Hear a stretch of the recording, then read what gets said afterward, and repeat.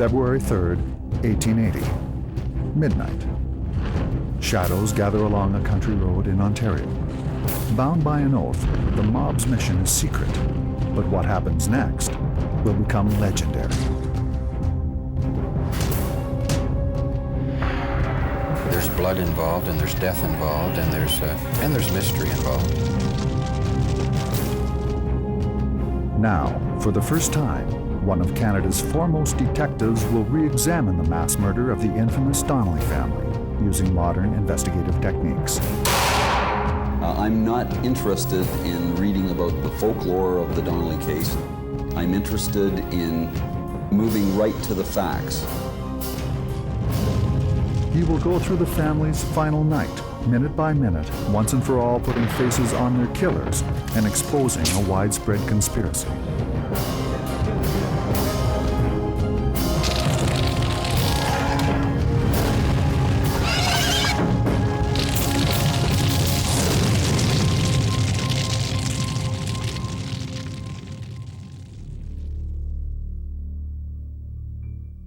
This quiet stretch of road leads to a crime scene that is more than a century old. Rarely have headlines been more shocking.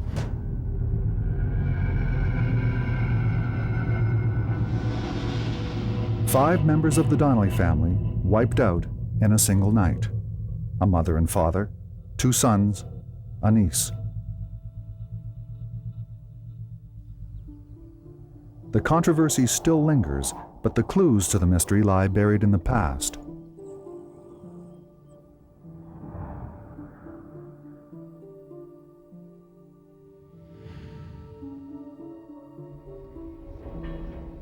The year is 1840. Having left Ireland in search of a better life, a young couple named James and Johanna Donnelly arrive in Canada with their infant son. Although they don't have legal title to the land, they settle near Lucan, Ontario, along a stretch of road called the Roman Line, named after the swelling number of Roman Catholic immigrants. None of the land was cleared. They came and squatted, which many of them did, not only the Donnellys, but many of the families came and just squatted on land. Tried to make a life for themselves like everybody else did. And it was tough work, it was a tough life, and if you didn't work hard, and if you weren't lucky, you didn't survive.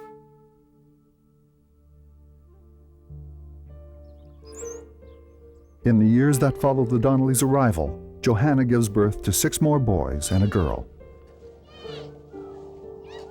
They were hard-working people, very family-oriented, and very loyal to their friends. Unfortunately, they had some enemies as well, and that's another part of the story. The family will eventually become legendary, painted by myth, larger than life. In 1880, a mob will strike at them swiftly and secretly. Somebody was guilty of killing those people. Whoever it was, somebody should have been found guilty. Michael Boyd is one of Canada's most experienced homicide detectives. He has spent 3 decades with the Toronto Police Department and has worked on cases with the FBI. He plans to reinvestigate the Donnelly mass murder for the first time in more than a century. I want to apply the same process of investigation that modern-day homicide detectives would use. To go back and review the evidence, the testimony, the information, the details surrounding the case from 1880.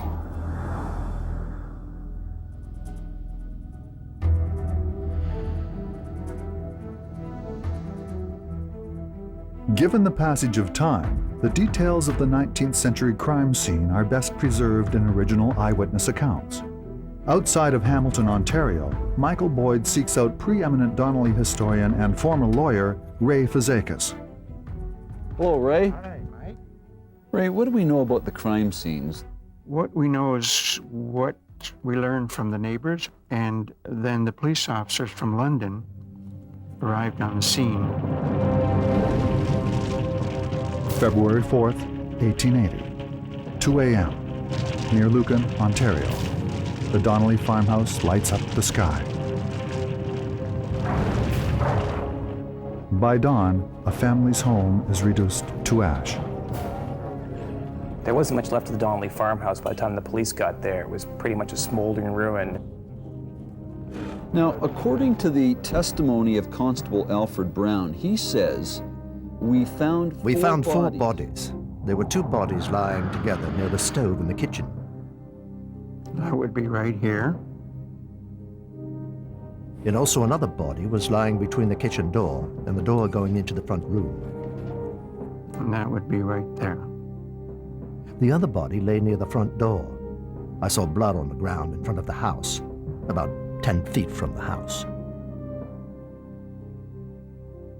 The bodies were in such a poor state that when one of the constables tried to pick up one of the skulls, it just crumbled to pieces in his hand.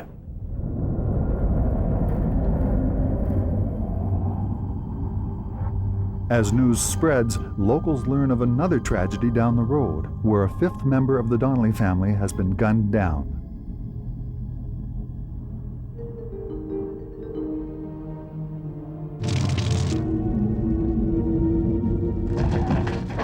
Adding to the mystery, a boy named Johnny O'Connor claims to have witnessed the massacre.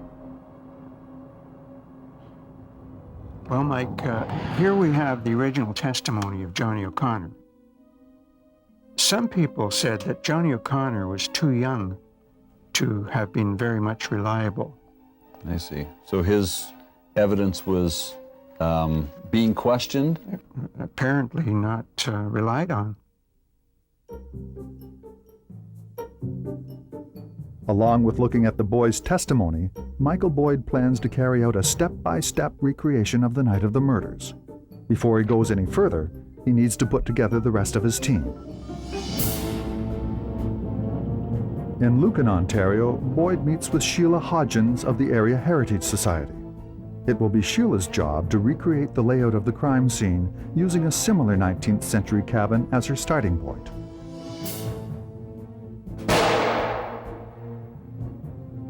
Next, Boyd visits Gordon Lako, a renowned historical artillery expert. Gordon's job is to track down a replica of the shotgun used that fateful night. It will be tested for shot patterns, power, and distance. With preparations underway, Boyd moves on to the second stage of his investigation, taking a closer look at the Donnelly family and the years leading up to the murders.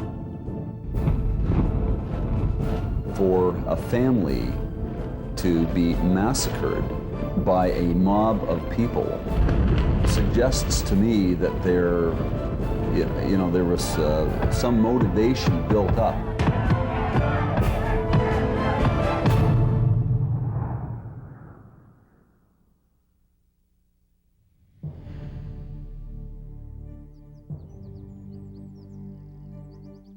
By 1855, the Donnellys have been squatting on their land without legal title for close to a decade. Now 9 members strong, the family's way of life is suddenly threatened by a man named Patrick Farrell.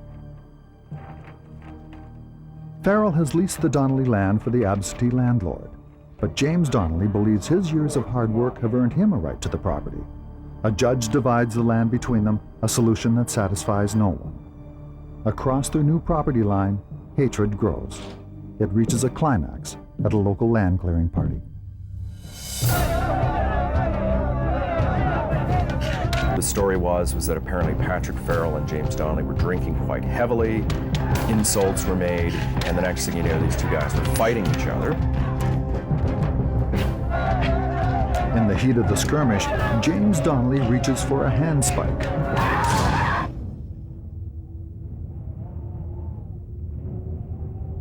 Whether by accident or deliberate deed, the blow is fatal. Although James Donnelly is sentenced to hang, the punishment is reduced to 7 years imprisonment. The incident, as well as the relatively light sentence, divides the community. There is talk of vengeance, a possible sign of the bloodshed ahead. People living in a small town, everybody knows everybody else's business. Nobody forgets the bad things. Certainly there was good on all sides, but there was a lot of bad blood.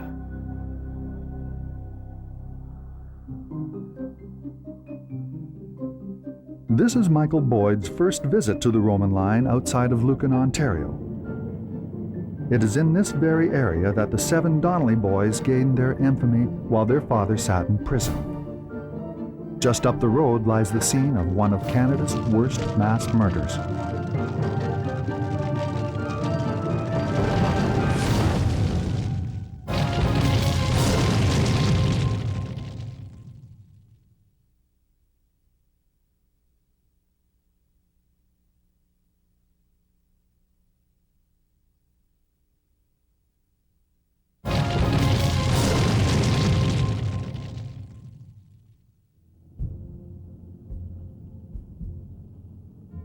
Near Lucan, Ontario, Detective Michael Boyd is investigating the 19th century mass murder of the Donnelly family.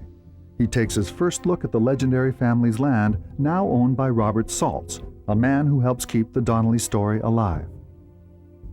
So Rob, I take it this is where the Donnelly boys grew up. This is where they grew up and where they came into their own. Yeah.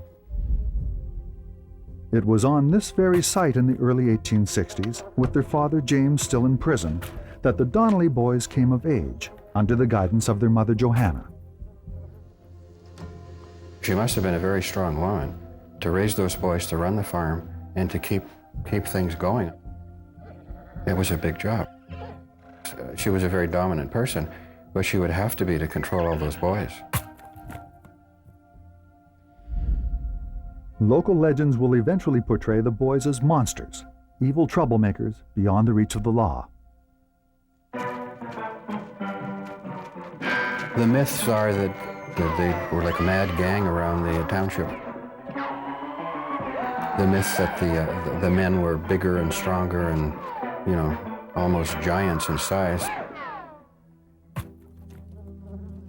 The myths aside, at least 3 of the boys developed colorful reputations in their lifetime.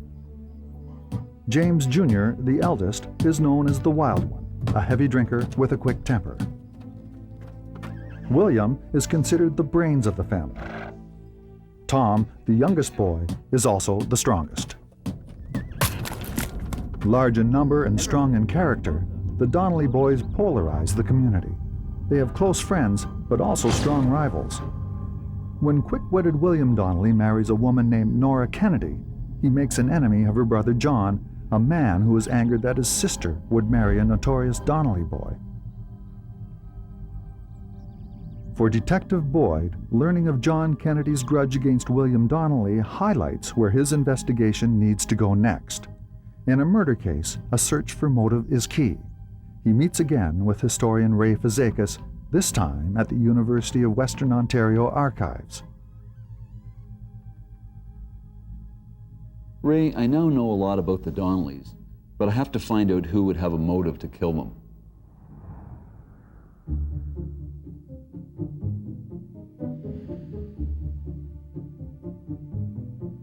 As already noted, John Kennedy is clearly a person of interest. Also, any relative of Patrick Farrell, the man struck down with a handspike years earlier, may surface with a motive of revenge. Looking for other suspects, Boyd turns to one of the most reliable indicators of community conflict: court papers. In 1876, just a few years before the mass murder, dozens of charges are filed against the Donnellys. The main plaintiff is Patrick Flanagan, owner of a local stagecoach line. At the time, the Donnelly boys operate a rival stagecoach line. Competition between the Donnellys and Flanagan is fierce and sometimes violent. July 2nd, 1875. While racing neck and neck with the Donnellys, a wheel falls off the Flanagan stage, sending the driver into the rain. He is dragged to his death. Although ruled an accident, there are accusations of sabotage. Less than 2 months later, the alleged attack is returned when Tom Donnelly, the strongman of the family, is cut off the road by a Flanagan driver.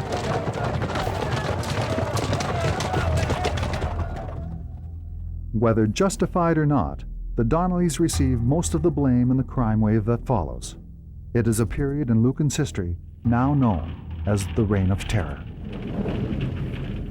Well, the so-called Reign of Terror was a great rash of fires that occurred in Lucan in a 6-month period. The sky over Lucan lights up as barns, hotels, and stagecoach businesses go up in flames. There is fairly strong evidence that their neighbors used the Donnellys' bad reputation to their own advantage. Like, say, one neighbor hated another neighbor, they might burn their barn down and say, oh, those darn Donnellys, they did it again. They became the community's scapegoats to a large extent. William Donnelly is quick to defend. Our new stage was set fire to and burned. We afterwards got another stage, but the Fitzhenry's hotel and stables were set on fire and burned to the ground, together with our new stage. The Donnellys did not do this. After that, the Donnelly family was totally notorious throughout southwestern Ontario. They were this bad bunch, the Ku Klux Klan of Lucan, Then they were accused of witchcraft. Well, they weren't witches. They were accused of poisoning animals. Well, their own animals had been poisoned. And I'm not saying the boys were angels, but they likely were not as evil as they were portrayed to be. Looking more closely at the years leading up to the Donnelly murders, Boyd learns of 2 other figures directly at odds with the controversial family. The first is a 26-year-old man named James Carroll.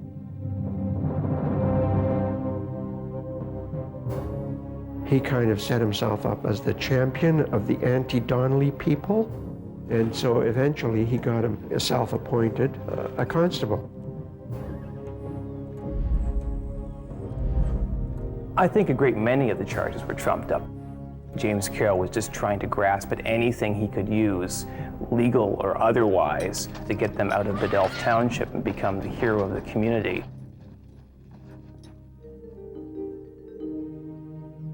The cause behind Carroll's strong hatred of the Donnellys is difficult to pin down, but Boyd is intrigued to learn that the mysterious drifter is believed by some to be a relative of Patrick Farrell, the same man killed by James Donnelly Sr. in 1855. A second intriguing figure is a man named Father John Connolly. Roughly 1 year before the Donnelly mass murder, he assumes duties as the parish priest. John Connolly was known as a zealous priest and one who stood for the faith and the teachings of the faith. And one of his problems was he always believed the first person who talked to him about any issue. The first people he meets are members of the growing anti-Donnelly faction. And he heard from them about these troublemakers in the town and this terrible family. I mean, the father's a murderer, he went to jail, the sons are ne'er-do-wells.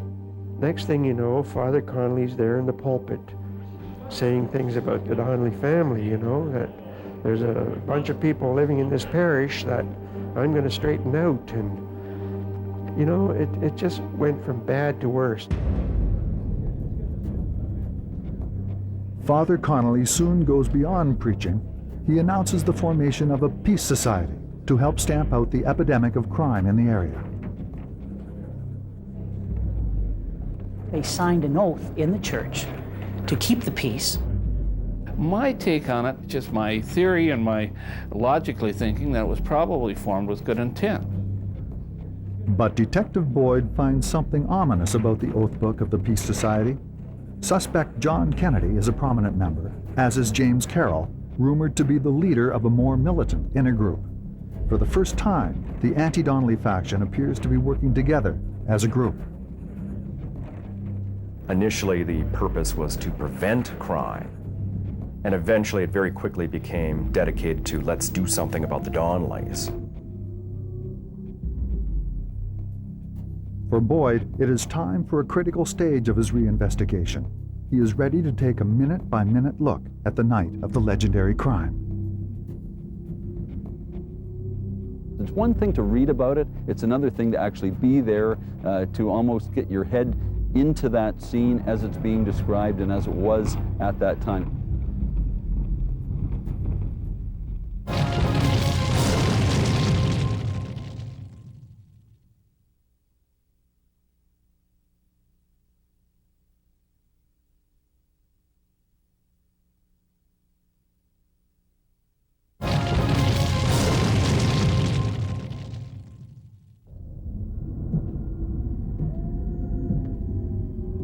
February 3rd, 1880.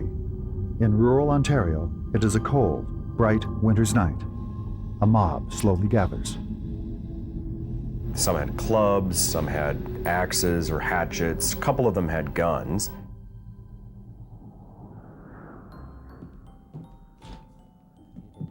Inside the main Donnelly farmhouse, James Sr. and his wife Johanna are winding down the day.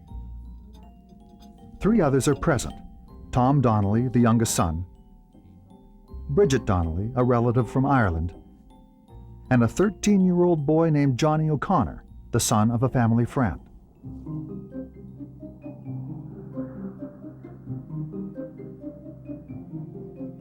Detective Michael Boyd and Ray Fazakis return to the location of the Donnelly homestead to envision how the house must have stood in the winter of 1880.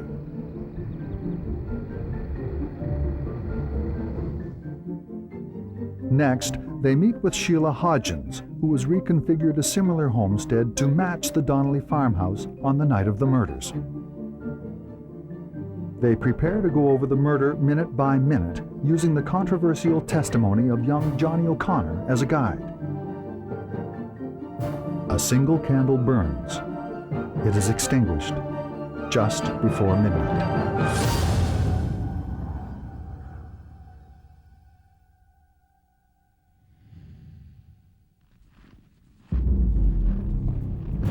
Outside, the mob quietly approaches the Donnelly farm.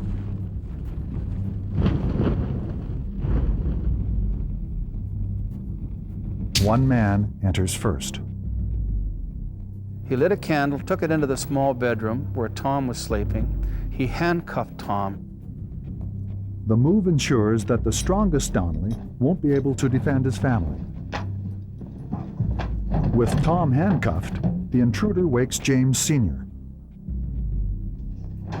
Johnny O'Connor awakens to a bit of commotion, and he recognizes a man standing in the doorway. He held the candle for the old man to find his coat. The coat was under my head. When the old man got his coat, he went out. Johnny remains hidden while the Donnelly family filters into the kitchen, unaware that a large mob has circled their home. A yell signals the men outside that it is time to make their move. The door bursts open as angry men rush in swinging weapons.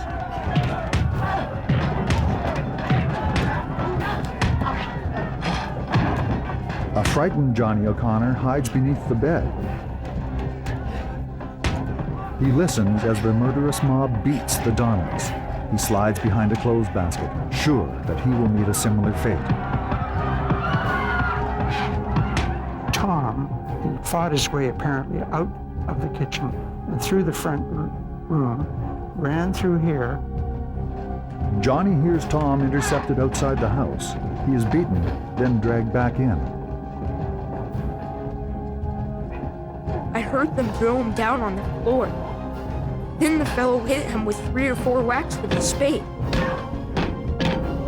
I peeped out. I just looked out and immediately drew my head back. Part of the controversy surrounding Johnny's story centers around whether or not he could see anything clearly from his hiding spot beneath the bed.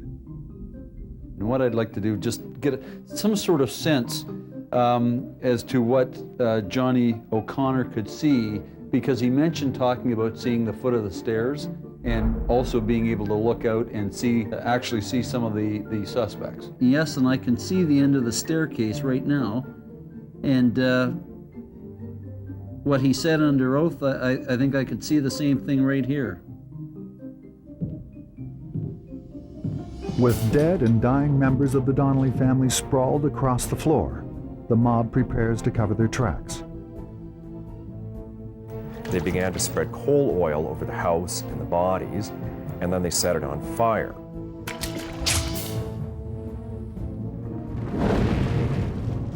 I got out from under the bed.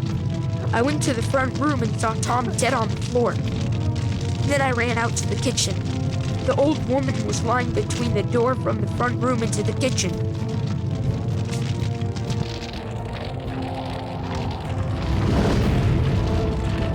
Once outside, Johnny O'Connor dashes for help. Fazekas shows Boyd the escape route taken by Johnny O'Connor.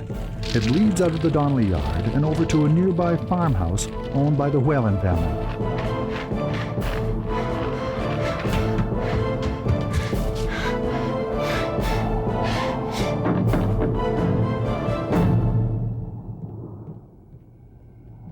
The neighbors, of course, wrapped him in a blanket and said, you know, what's wrong, what's wrong?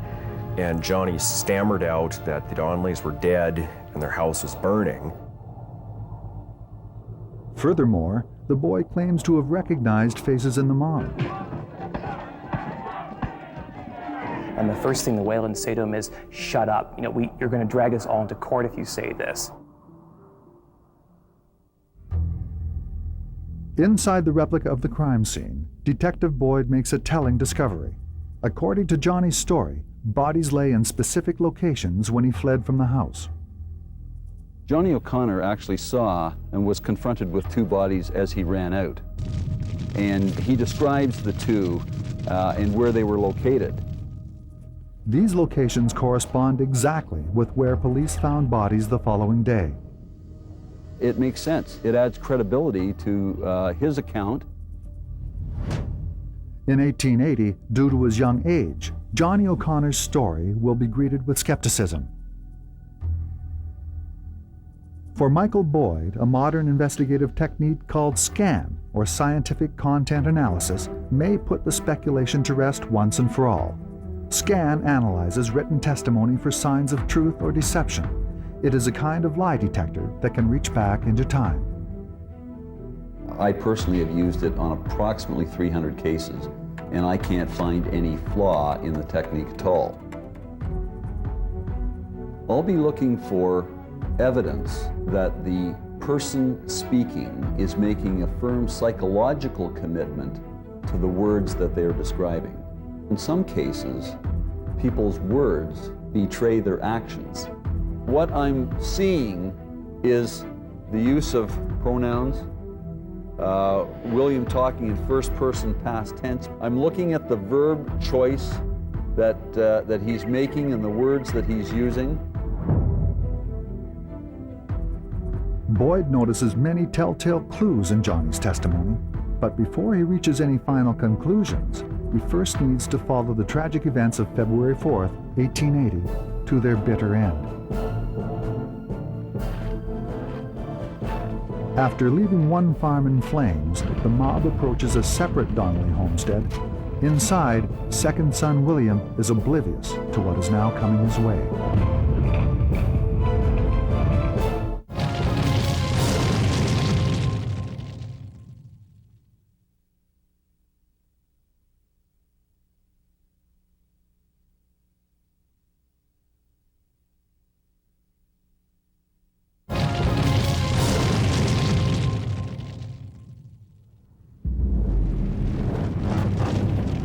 February 4th, 1880. The Donnelly farmhouse burns. The men responsible for the blaze are on the move. A few miles away, William Donnelly and his wife Nora are asleep, unaware that 3 family members and a cousin are now dead. William's brother John and their friend Martin Hogan lie in a nearby room.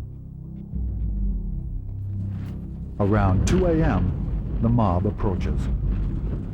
Then they went up the Roman line to where William lived, wanting to get William, who was my great-grandfather, for whatever grudges they had against him, probably many, and they started yelling out his name. John Donnelly rises first. William stirs as he passes. I heard John running through my room to the kitchen. I heard them holler, "Fire! Fire! Open the door, Will!" Then heard 2 shots in rapid succession. John fell back. I heard his head strike. Hogan, a friend who's also in the room, sort of tells Will, stay in bed, stay in bed. They think that they killed you, and if they find out that you're still alive, they'll come back and kill us all. William hears voices outside and steals a glimpse. It was me they wanted. and it was me they thought they had shot. John was choking with the blood. The missus got a piece of blessed candle and hugged and held it in John's hand till he died.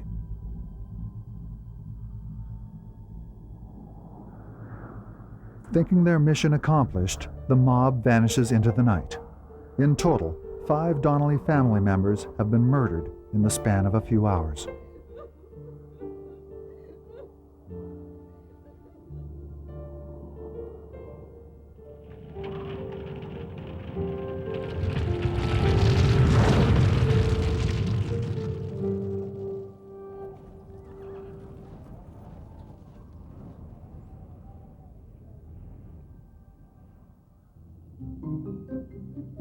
Before looking deeper at the testimony of the 2 eyewitnesses, Michael Boyd decides to work out a century-old puzzle.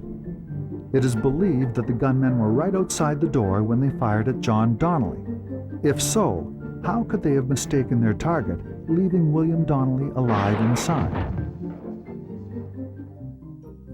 Boyd returns to historical artillery expert Gordon Lako, who has tracked down a shotgun similar to the one used in the attack. The team uses their first test shot to demonstrate the gun's force. Okay, here we go.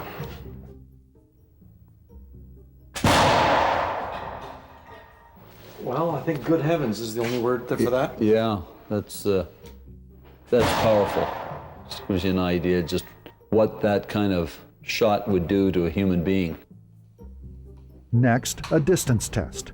According to the post-mortem report, the wound on John's body was 3 to 4 inches across. Okay, Mr. Donnelly.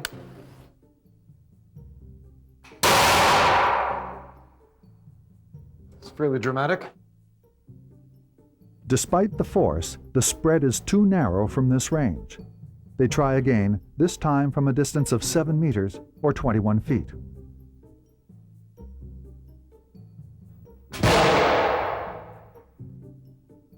The area of impact is now too large. They try a compromise at a distance of 5 meters or 15 feet.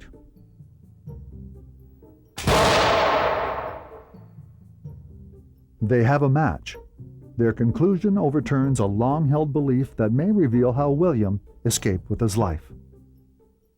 It's always been believed that the suspects were immediately outside the door, but this testing today has proven to us that the suspects were about 16 or 17 feet away. Maybe that explains why, with the darkness, they mistook John Donnelly for William and shot him and thought that they'd accomplished their purpose and then left the crime scene.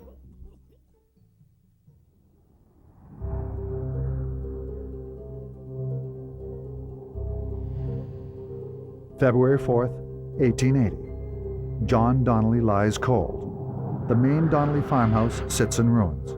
The 4 charred bodies are removed. With little else to go on, police search for eyewitnesses. Johnny O'Connor, afraid for his own life, comes forward and begins to name names. According to the boy, the person in the bedroom doorway was none other than James Carroll, local constable and leader of the inner core of the Peace Society. In his modern investigation, Michael Boyd has already singled him out as a key person of interest. Police have a second eyewitness in William Donnelly. When he peered outside, he claims to have recognized at least 3 men. I saw John Kennedy, James Carroll, and James Ryder. These persons are well known to me. Detective Boyd now goes over the stories of the 2 eyewitnesses word by word. And I'm seeing, in essence, the same kind of testimony coming from William Donnelly as I'm seeing coming from Johnny O'Connor. The psychological commitment to the words are important. The use of pronouns. Speaking in first person, past tense, is important. And I'm seeing all of that.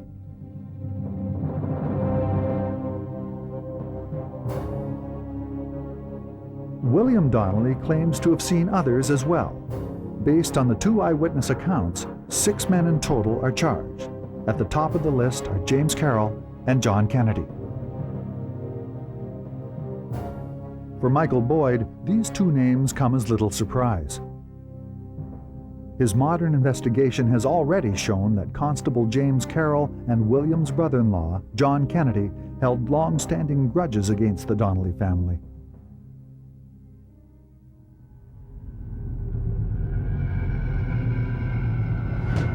Back in 1880, news of one of the worst mass murders in Canadian history spreads quickly. That same week, a funeral is held for James, Johanna, Tom, John, and Bridget Donnelly. Father Connolly, the man behind the formation of the Peace Society, officiates over the service. He was actually quite upset at the funeral for the Donnellys. He openly broke down at the altar. He said something like, "I'm aware that people might get in fights at night, but I never knew they'd go to such lengths as this."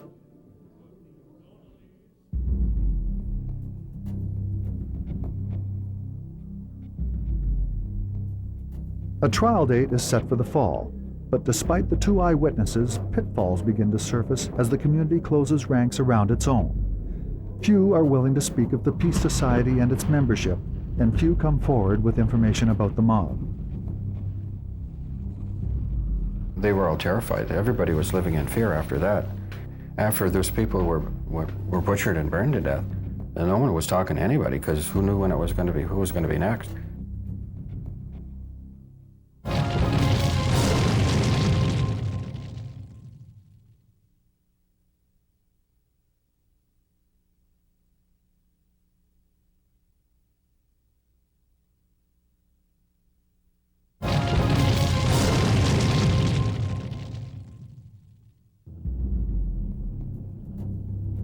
Homicide detective Michael Boyd is trying to shed new light on the legendary massacre of 5 members of the Donnelly family.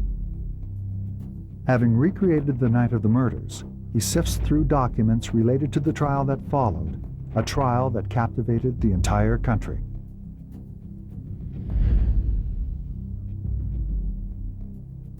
October 1880, London, Ontario. 6 men are held in custody for the cold-blooded crime. If the eyewitnesses are to be believed, as many as 30 others, some of them pillars of the local community, also played a role in the murders. Confessions in court could start a domino effect, sending many prominent men to the gallows. For the prosecution, there is an early setback. Attempts to move the proceedings further from the scene of the crime fail. So you had the trials were being done in the same area where the mob had all their power, where people were either afraid of the mob or supportive of the mob.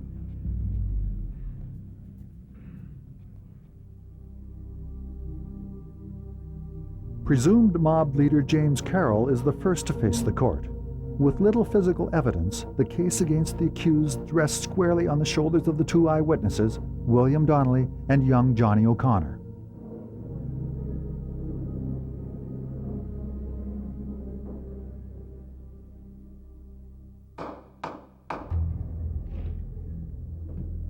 On the stand, Johnny O'Connor once again paints a terrifying picture of the night of February 4th. He recalls hiding beneath the bed and watching as the Donnellys are killed. He again claims that the ringleader was Constable James Carroll. The boy was called up and proceeded to tell what he had seen. And there were creatures right behind him that wanted to kill him. This little kid, Johnny O'Connor, was, in my view, one of the few heroes of the Donnelly story.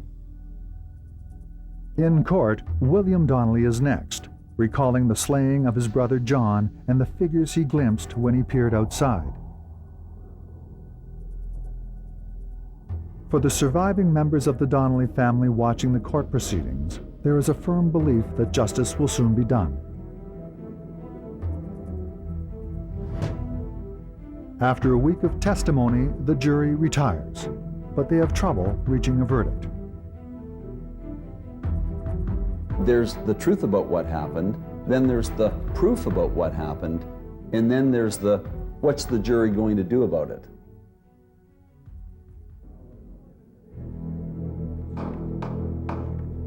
At a second trial, a new jury is more successful. To many, the verdict is a shock. Constable James Carroll is found not guilty. In the courtroom, cheers erupt from the anti-Donnelly faction. For much of the country, not to mention the surviving members of the Donnelly family, an entire community has gotten away with murder. The jury basically chickened out. But the jury didn't have the guts to convict. And can you honestly say if you were on that jury, you would have convicted? I don't know if I have that much guts myself. All they had to do was drive by the Donnelly homestead and see the ashes, and that would be pretty scary.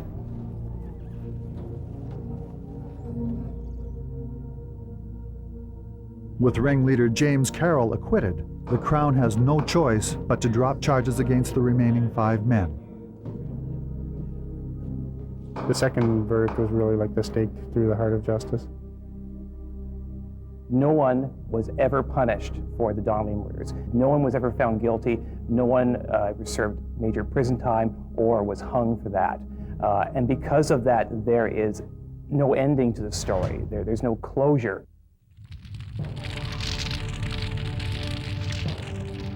But how could such a brutal massacre go unpunished? Some have suggested that Johnny O'Connor was simply too young to be relied upon with the lives of 6 men hanging in the balance. As for William, his own history of being at odds with the law undermined his credibility. When he named names, perhaps he was simply settling old scores.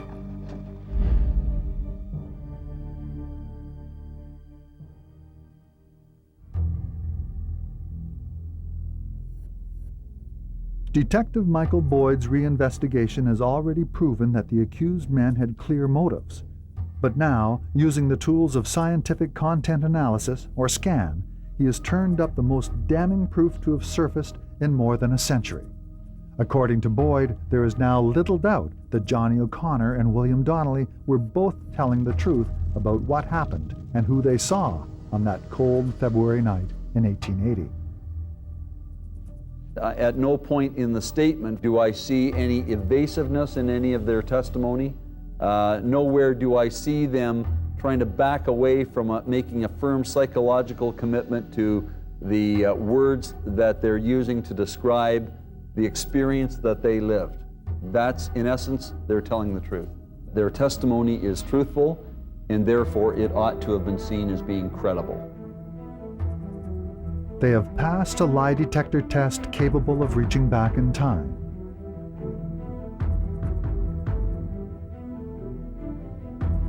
From a modern perspective, it seems clear that James Carroll and his accomplices should have gone to the gallows.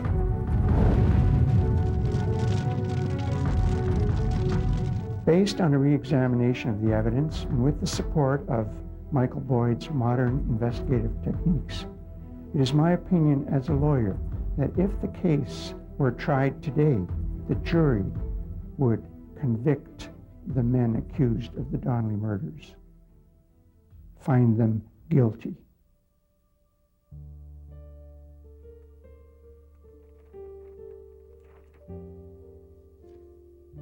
For years, William Donnelly continues to search for new evidence to bring the murderers of his family to justice. He dies relatively young in the year 1897.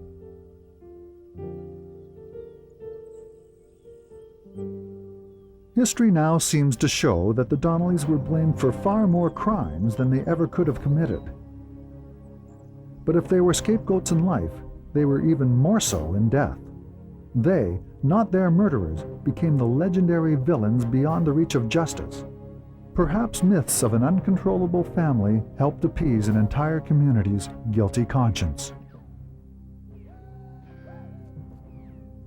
Rather than face why were 5 people murdered in the middle of the night, it's this big effort to somehow make it seem like they deserve it. Is it a classic case of blaming the victim? I suppose so. Otherwise, they would have to take responsibility that there were murderers in their midst.